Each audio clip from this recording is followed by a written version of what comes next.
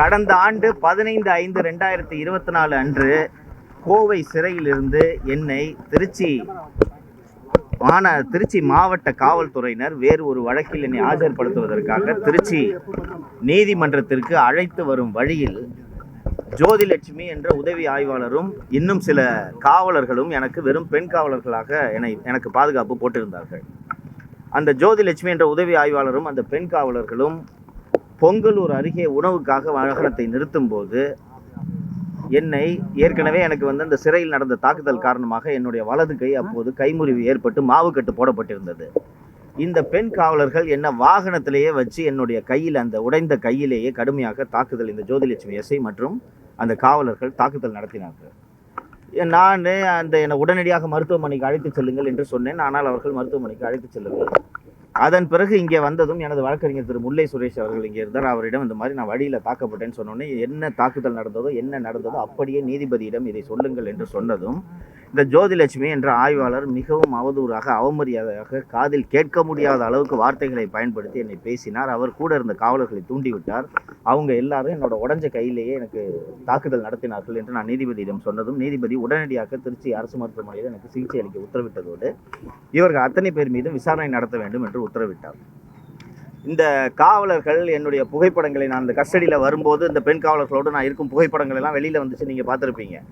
இதையும் என் மீது தாக்குதல் நடத்தியதையும் நான் நீதிமன்றத்தில் சொல்லுவேன் என்று அவர்கள் எதிர்பார்க்கவில்லை. நான் திடீரென்று இது நீதிமன்றத்தில் சொன்னதும் நீதிபதியும் விசாரணைக்கு உத்தரவிட்டதும் பதிலுக்கு என்ன செய்யறதுன்றதுக்காக அந்த ஜோதிலட்சுமி என்ற உதவி ஆய்வாளரை வைத்து திருச்சியில் ஒரு புகார் அளிக்கிறாங்க. அதாவது என்னன்னா, கோர்ட்டு வளாகத்துக்குள்ள காவல்துறையோட பாதுகாப்பில் இருக்கும்போது நான் அந்த ஜோதிலட்சுமியை அசிங்கமாக கெட்ட வார்த்தையில் திட்டுனேன்னு சொல்லிட்டு ஒரு புகாரை ஜோதிலட்சுமி கொண்டு போய் கொடுக்குறாங்க. உங்களுக்கு எல்லாருக்குமே நல்லா தெரியும், இதில் பல நண்பர்கள் அப்போதும் இங்கே இருந்தீர்கள்.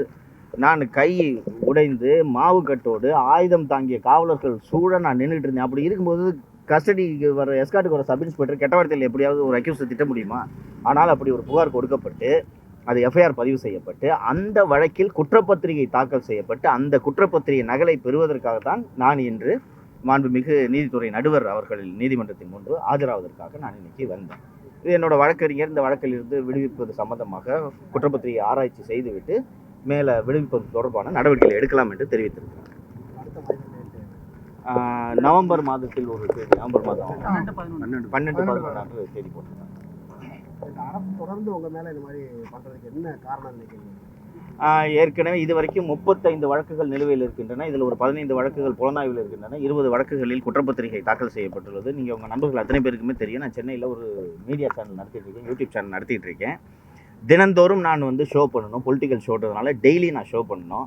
இப்போ இன்றைக்கி திருச்சி நீதிமன்றம், அடுத்த வாரம் மதுரை நீதிமன்றம், அதுக்கு அடுத்த வாரம் கோயம்புத்தூர் நீதிமன்றம், அதுக்கு அடுத்த வாரம் கரூர் நீதிமன்றம் என்று இப்படி நான் தமிழகம் முழுக்க இருக்கக்கூடிய ஒவ்வொரு நீதிமன்றங்களுக்கும் அலைந்து கொண்டிருந்தால் என்னுடைய மீடியாவை நடத்த முடியாது என்பதாலும், நான் இந்த மீடியாவை ஊடகத்தை தொடர்ந்து நடத்துறதுனால திமுக அரசு அம்பலப்படுகிறது என்பதாலும் காவல்துறையை பயன்படுத்தி என்னை பேச விடாமல் தடுப்பது, முடக்குவது போன்ற வேலைகளில் ஈடுபட வேண்டும் என்றதுக்காக என்னை இந்த மாதிரி நீதிமன்றத்தில் அழைக்கழிக்கிறார்கள் என்று நான் புரிந்து கொள்கிறேன். நீங்கள் இந்த நாட்களில் திருச்சி நகருக்கு தாவேக தலைவர் திரு விஜய் அவர்கள் வர இருக்கிறார். அவருக்கு கையை காட்டக்கூடாது, ஜன்னல் வெளியே தலை நீட்டக்கூடாது, எந்திரிச்சு நிற்கக்கூடாது, உட்காரக்கூடாது என்று எத்தனை நிபந்தனைகளை விதித்திருக்கிறார்கள் என்று நீங்கள் பார்க்கிறீர்கள். அவர் ஒரு அரசியல் கட்சி தலைவர், அவர் பிரச்சாரம் பண்ணணும்னா பிரச்சாரம் பண்ணிட்டு போட்டோம். ஆனால் காவல்துறையை பயன்படுத்தி அவரை எப்படி முடக்கிறாங்களோ அதுபோல தான் என்னையும் காவல்துறையை பயன்படுத்தி முடக்கிறாங்க. இந்த அரசுக்கு எதிராக பேசுபவர்கள், குரல் கொடுப்பவர்கள் எல்லாரையுமே காவல்துறையை பயன்படுத்தி முடக்குகிறார்கள் என்பதை தான் நாம் தொடர்ந்து பார்த்துக்கிட்டு வர்றோம். திரு பழனிசாமி அவர்கள் 120 தொகுதிகளுக்கு தொடர்ந்து பிரச்சாரம் செய்து வருகிறார். போகிற இடத்துல எல்லாம் ஆம்புலன்ஸை விட்டு அந்த ஆம்புலன்ஸ் டிரைவர் ஓட்டுநர் தாக்கப்பட்டதாக திரு பழனிசாமி மீதே எஃப்ஐஆர் போட்டிருக்கிறார்கள் என்பதை நீங்கள் மறந்துவிடக்கூடாது. அதே மாதிரி மதுரையில் விஜய் அவர்களோட மாநாடு நடந்தப்போ ஒரு பையனை பவுன்சர் தூக்கி போட்டுட்டாங்கிறதுக்காக விஜய் மேலேயே எஃப்ஐஆர் போட்டிருக்காங்கன்னா இந்த காவல்துறையை பயன்படுத்தி எதிர்குரல்களை, எதிர்கட்சிகளை அத்தனை பேரையும் முடக்க வேண்டும் என்பதற்காகத்தான் இந்த அரசு செயல்பட்டு கொண்டிருக்கிறது. காவல்துறை அதற்கு ஏற்றாற்போல் திமுகவின் கூலிப்படையாக செயல்பட்டு கொண்டிருக்கிறது. அதோட நீட்சி தான் இதெல்லாம். ஆனால் அதே சமயத்தில் பல்வேறு வைரல் காட்சிகள் வருது. அதாவது காவல்துறை ஒரு இடத்துல ஒரு வாகன சோதனை ஏதோ பண்ணும்போது அங்கே அந்த பர்டிகுலர் நம்பர் காவல்துறை எட்டி உதைக்கிற மாதிரியோ அது மாதிரிலாம் வைரல் ஆகுது. இந்த விஷயத்தை எப்படி பார்க்குறீங்க சார்? இதெல்லாம் கடுமையான நடவடிக்கை எடுக்கணும் சார். காவல்துறையினர் அவர்களுடைய கடமையை செய்கிறார்கள். இது போன்ற விவகாரங்களில் கடுமையாக நடவடிக்கை எடுக்க வேண்டும். ஒரு போலீஸ் ஆஃபீஸர் செக் பண்ணுறாருன்னா அவர்கிட்ட அநாகரிகமாக நடந்து கொள்வது அல்லது போதையில் அவரை மிரட்டுவது போல பேசுவது, அநாகரிகமாக நடந்து கொள்வது, இதையெல்லாம் கடுமையான நடவடிக்கை எடுப்பதற்கு சட்டத்தில் இடம் இருக்கிறது. அந்த வீடியோ வெளிவந்ததோடு சேர்த்து காவல்துறை எடுக்கக்கூடிய நடவடிக்கை குறித்த செய்திகளும் வருகிறது.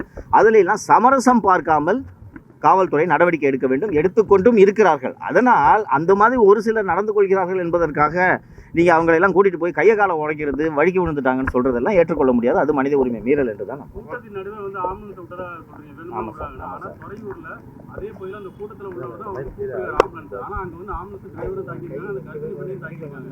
சார் இது எல்லாம் கரெக்டுங்க சார். இது போன்ற வேலைகளை திமுகவினரே அந்த கூட்டத்திற்குள் இருந்து கொண்டு செய்ய முடியும் சார். இப்போ இந்த கூட்டம் இருக்குது, இந்த இடத்துல இருந்து ஒருத்தர் 108க்கு கால் பண்ணிட்டு எனக்கு நெஞ்சு வலிக்குதுன்னு சொன்னீங்கன்னா அது ஜென்யூன் காலாக தான் சார் இருக்கும். கூப்பிட்ற திமுக காரரா அதிமுக காரரா உண்மையிலே நோயாளியான்றது நமக்கு தெரியாதுங்க சார். ஏனென்றால் இது ஒரு முறை நடந்துச்சுன்னா நாம் இது வந்து வேணுக்குன்னு பண்ணுறாங்கன்னு சொல்லலாம் சார்.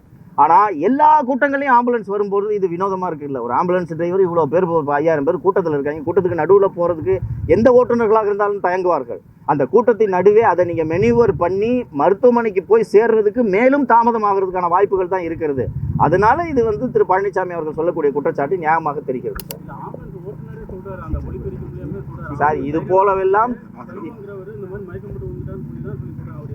இல்லை, அதுதாங்க சார் நான் சொல்கிறேன். இது போல ஒரு ஏற்பாடுகளை திமுகவினரும் செய்ய முடியும், கடந்த காலங்களில் செய்திருக்கிறார்கள். அதனால இதில் என்னன்றதை விசாரிக்கணும்னு சொல்கிறேன் நான். சரிங்க, நன்றிங்க சார்.